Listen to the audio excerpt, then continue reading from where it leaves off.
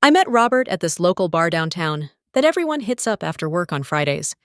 I was there with coworkers from the insurance office where I work as an admin assistant. He seemed so confident buying me a White Claw and telling me about his job in middle management at Midwest Manufacturing. He had this way of making me feel special, like he'd chosen me out of everyone there. We got married after dating for 2 years. My friends thought it was fast, especially Kira, my best friend since high school, but I was so sure.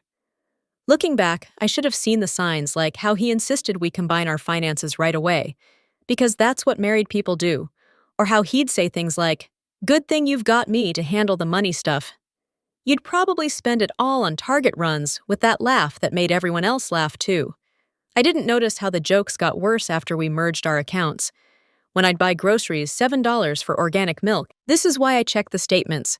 When I got a small say, "Well, it's not like your management material, but I guess it's cute they gave you something." When I wanted to try for a promotion, honey, "You know that's not really your lane. Besides, I make enough for both of us."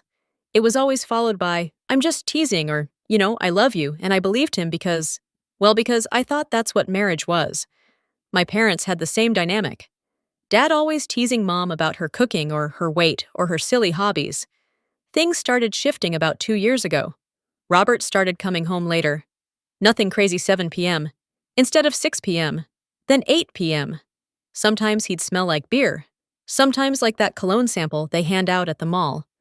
When I asked, he'd say just drinks with the guys from work or had to entertain a client. Then he'd make some comment about how cute my suspicion was, how I should stick to worrying about whether we need more Laqua in the fridge. Our sex life changed too. He stopped initiating unless he was drunk. When I tried, he'd make comments about my body, not direct insults, just observations that left me feeling like crap. "You've got that little pooch thing happening," he'd say, poking my stomach while I lay vulnerable, "or your boobs look different since you gained weight." I'm 56 and 145 pounds, basically the same as when we met. I started pulling away physically, which he used against me. "This is why men cheat," he'd say casually while scrolling through Instagram when their wives stopped putting out. He never admitted to cheating, but the suggestion was always there hanging over us. Last summer, I noticed our savings account was lower than it should be.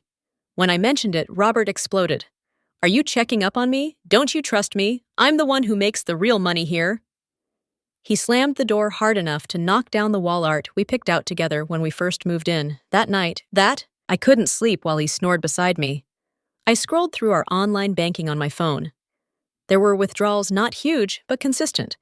Usually on Fridays, usually around $200, $300. Over months, it added up to thousands. The next day at work, I mentioned it to Oliver, my coworker who sits in the cubicle next to mine. He's good with money stuff, always talking about his Robinhood account and crypto investments that honestly go over my head. "That sounds shady," he said. "You should start saving separately just in case of what I asked." He just gave me this look and I felt stupid. Of course I knew what he meant, in case everything fell apart. I started small. I opened a Capital One account online with my personal email that Robert didn't have access to. I set up direct deposit for a portion of my paycheck, just $100 per pay period at first. Robert never noticed, because he only checked the joint account statements. I started picking up extra hours at work when we had claim processing backlogs, telling Robert I was helping out but pocketing the overtime pay. Around Christmas, things got worse at home. Robert came back from his company holiday party in a foul mood. He'd been passed over for promotion again. "Damn Sebastian," he muttered, referring to his coworker, who got the position. Probably sucking up to the VP. That's what your type does, right? You're not promotion material. I remember standing in our kitchen, realizing my husband was actually mediocre, not just as a person, but at his job.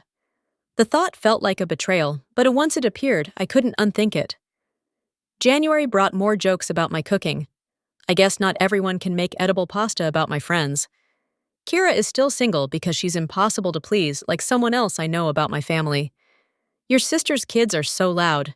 Guess loud and annoying runs in your family. I started writing everything down in the Notes app on my phone, date, time. Exact quote. I don't know why at first, maybe just to convince myself I wasn't crazy, but it became a habit then, almost a comfort proof, that I wasn't imagining things.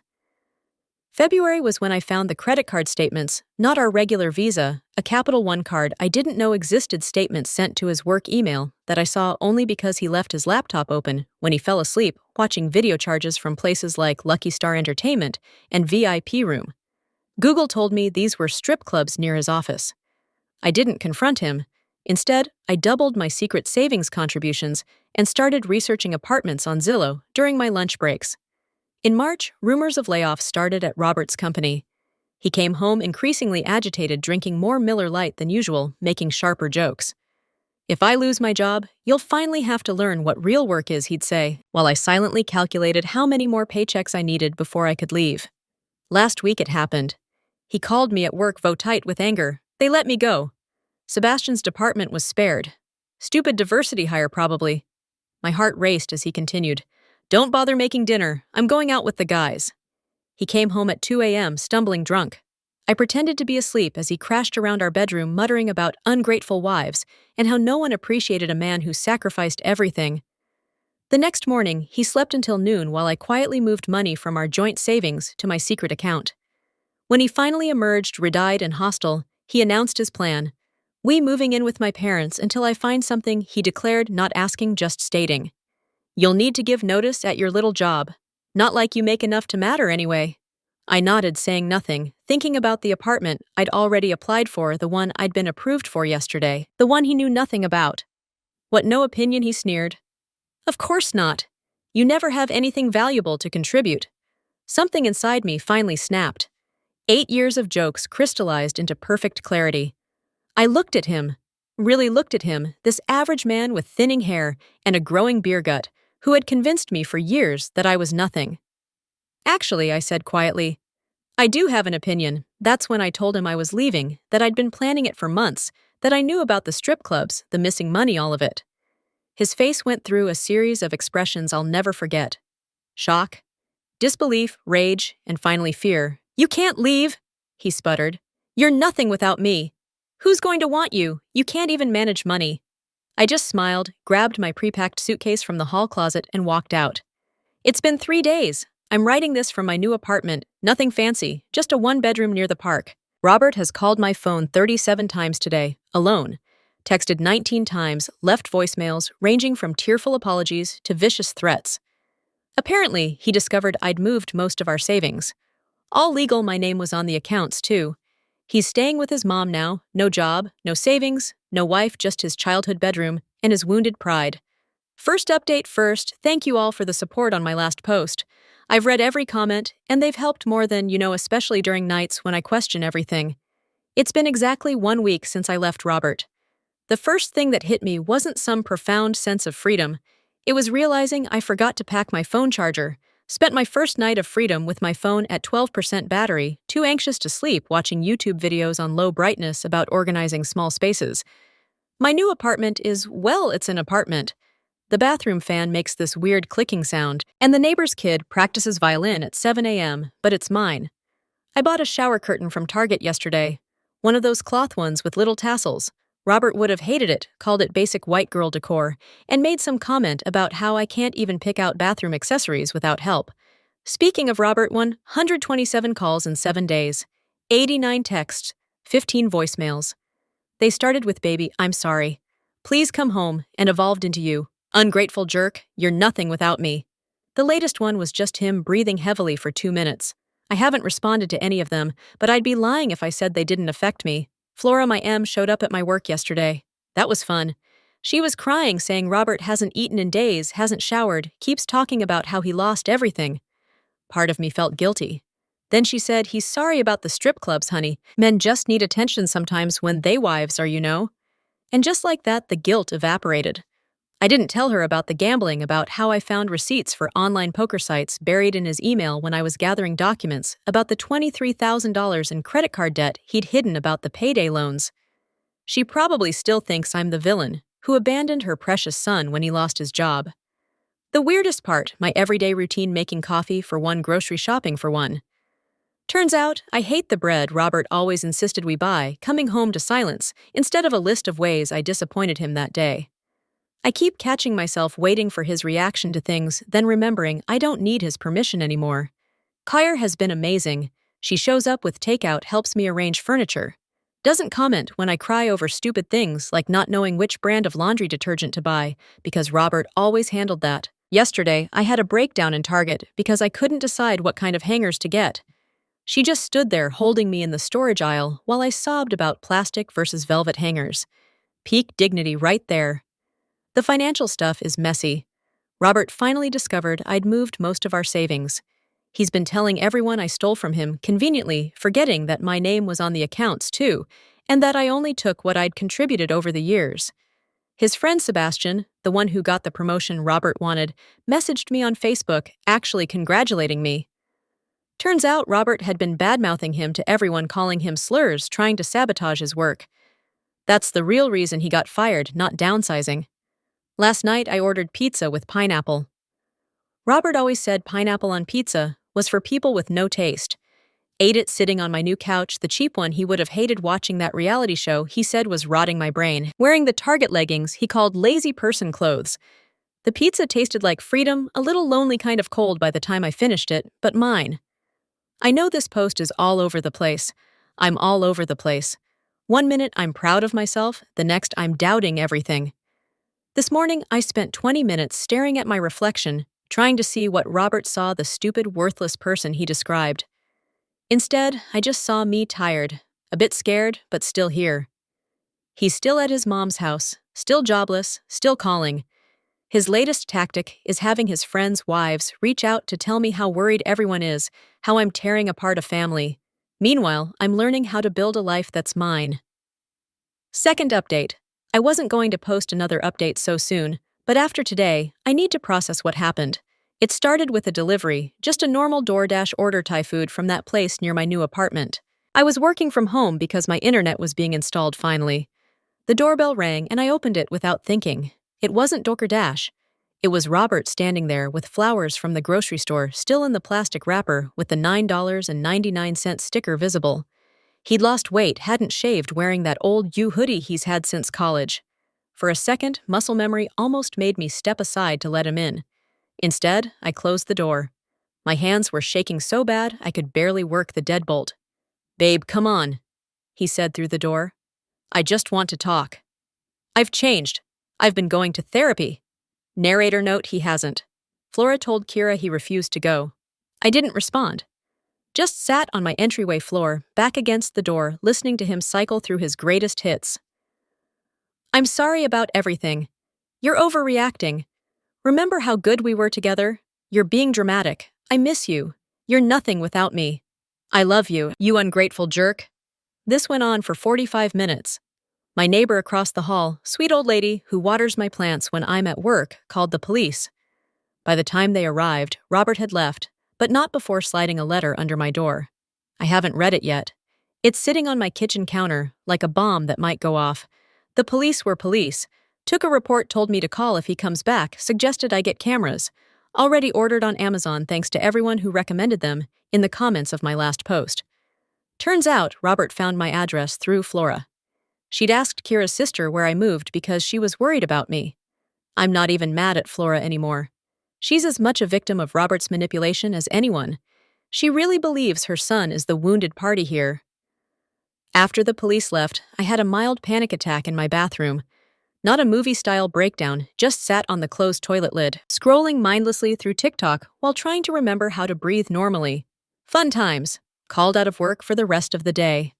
My boss was understanding. She's been through something similar apparently. It's weird how many people come out of the woodwork with similar stories once you start telling yours. Kira came over after her last client brought wine and those frozen appetizers from Trader Joe's we used to get in college. We didn't talk about Robert. Instead, we watched bad reality TV and tried to figure out if my weird ceiling stain looks more like a duck or a rabbit. The thing that's messing with my head most when I saw Robert today, he looked small, not physically though. Yeah, he has lost weight, but like diminished.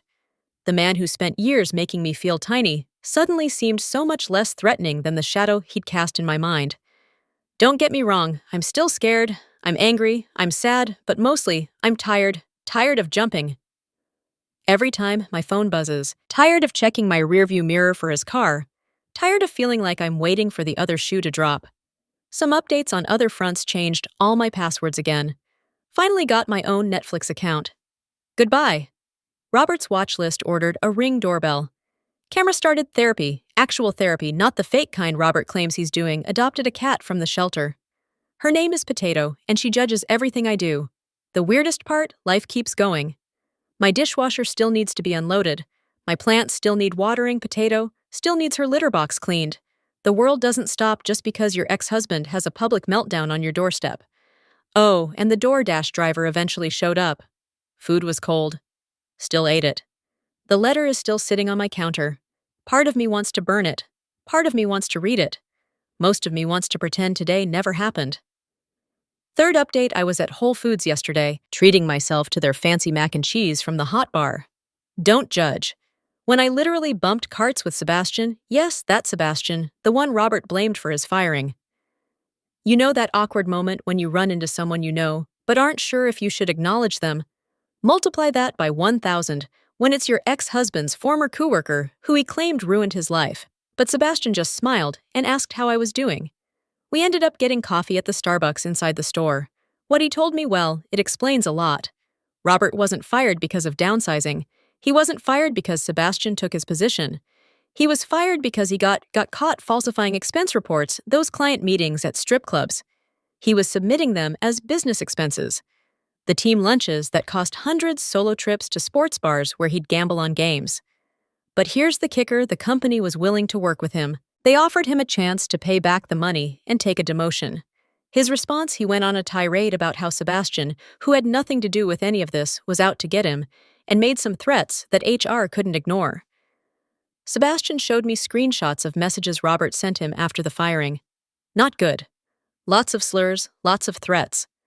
Apparently, Robert had been telling everyone at work that Sebastian was sleeping with me. We'd never even spoken before yesterday. I sat there in Starbucks holding my cooling coffee, realizing that the man I'd been married to was even more of a stranger than I thought. Other updates, Potato my cat has decided 3 a.m. is the perfect time to learn parkour. Finally read that letter Robert left, took it to therapy first. It was 8 pages of alternating apologies and blame. Got a Ring doorbell camera after he showed up. Worth every penny. Started doing yoga with YouTube videos in my living room. Robert always said yoga was for people who aren't smart enough for real exercise. Found an old journal from when we first started dating. Reading it is enlightening. The journal entries are the hardest part. I wrote about how lucky I was that Robert chose me, how I needed to try harder to be good enough for him. There's an entire entry about how I spent 3 hours making his favorite dinner after he said I cook like someone who hates food. Flora called yesterday. She started with the usual guilt trip about how Robert's not eating and crying all the time. Then she said something interesting. I should have seen it sooner. He's just like his father. Turns out Robert's dad didn't leave for work opportunities, is like Robert always claimed. He left Ed after gambling away their savings and maxing out credit cards in Flora's name. History really does repeat itself. I'm not angry anymore. Not really. Mostly I feel weird, like when you finally take off uncomfortable shoes you've worn all day. The relief is immediate, but you still have those indents in your skin that take time to fade. Some things that have changed in 3 months. I can watch whatever I want on TV, without commentary. My grocery bill is half what it used to be. Turns out I don't actually need expensive protein bars and energy drinks. I sleep through the night. Most times I bought plans and haven't killed them yet. I started using my real laugh again. Not the quiet one, Robert said was more attractive. Some things that haven't still check my rearview mirror, obsessively jump when my phone rings automatically. Apologize for everything, struggle to make simple decisions, sometimes miss him in weird moments, like when I saw his favorite cereal on sale. Sebastian gave me his card before we left, said to call if I ever need anything, not in a flirty way. He's happily married to his wife of 5 years, just as someone who gets it. Last update, I was at Target buying those plastic storage bins, because apparently adulting means getting excited about organizing stuff. As I'm comparing prices, I hear someone say, "You don't want those ones." The lids crack easily. It was Flora, my former mother-in-law, standing there in the storage aisle, holding a bag of cat litter. For a second, I froze. My cart was full of obviously single-person items, frozen meals for one, a new shower curtain, that weird lavender spray everyone on TikTok is obsessed with, evidence of my new life without her son. But Flora just smiled, tired and genuine. "That cat litter you recommended for Potato. I got a cat too. Turns out Robert moved out of her house last month. He's sleeping on his friend's couch, still unemployed, still blaming everyone else. Flora looks lighter. She's going to therapy, joined a book club. We got coffee at the Starbucks, no drama, no tears, just two women talking about cats and books and how hard it is to find good storage containers. I'm sorry, she said, not just for him, for me too, for not seeing it sooner. He's so much like his father and I didn't want to admit it. Life updates since my last post: moved to a slightly better apartment. This one has a dishwasher. Potato has accepted that 3 a.m. is not parkour time. Finally blocked Robert on everything after his latest meltdown. Got my first real credit card in my name. Learning to cook, though my smoke detector is my most honest critic. The weirdest part of healing the mundane moments, like realizing I automatically bought Robert's favorite snacks for months before remembering I don't even like salt and vinegar chips, or catching myself apologizing to my coffee maker when I bump into it. Still working on the constant apologizing. Some victories that probably sound small but feel huge. Ordered food without checking the price 3 times. Wore red lipstick. Robert said it made me look trashy. Ed the good towels on a regular Tuesday. Called my mom without rehearsing what to say first. I still have bad days. Yesterday, I had a mini panic attack because I couldn't decide what brand of toothpaste to buy. Stood in the dental care aisle for 20 minutes, nearly crying because there were too many choices, but the good days outnumber the bad ones now. Robert's still around peripherally. He made a scene at his friend's wedding last month, I heard through mutual friends. Got drunk, started ranting about how I stole his life. The friend's wife, who I never even met, apparently told him to leave. He's been telling people I cheated on him with Sebastian, that I stole all his money. I took exactly what I contributed, that I broke him. He was broken long before me. The thing is, I don't care anymore. Not in a dramatic, I'm so over it. Way more like how you stop noticing a background noise once you've been away from it long enough. Flora gave me a hug before we left, said she's proud of me. Asked if I wanted to get coffee again sometime. I said maybe, and I meant it. I bought the storage bins she recommended. They're sitting in my living room now, waiting to be filled. Potato is sleeping in one of the empty ones because cats are weird like that. This will probably be my last update, not because everything's perfect, it's not. I still jump when my phone errors, still rehearse conversations in my head. Still catch myself trying to be smaller, quieter, less difficult, but I'm learning. Growing, healing. To everyone in a similar situation, you're not crazy, you're not too sensitive, you're not overreacting, and you're definitely not nothing.